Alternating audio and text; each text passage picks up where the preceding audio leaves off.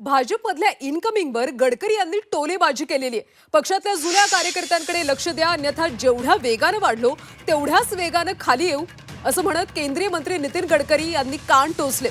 घरची मुर्गी दाल बराबर असं करू नका असं म्हणत गडकरींनी सुनावले। दरम्यान नितीन गडकरी जे म्हटले ते बरोबर असून त्यांचा सल्ला आम्हाला मान्य असल्याचं चंद्रशेखर बावनकुळे यांनी म्हटलं।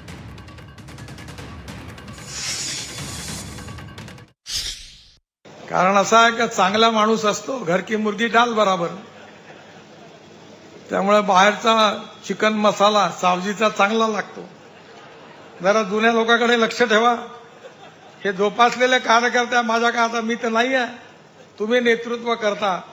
जर या प्रामाणिक कार्यकर्त्याची तुम्ही कदर नाही केली तर जेवढ्या जोराने वरती चालल्या तेवढ्या जोराने खाली आल्याशिवाय राहणार नाही।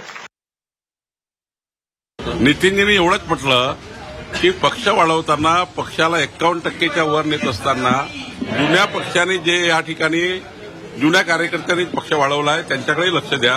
आणि खरं आहे ना, जुन्या कार्यकर्त्यांनी जनसंघाच्या काळापासून भारतीय जनता पार्टीला मजबूत करण्याकरता ज्या कार्यकर्त्यांनी काम केलं आहे त्या कार्यकर्त्याच्या पाठीशी सरकारमध्ये आल्यानंतर आपण राहिलं पाहिजे।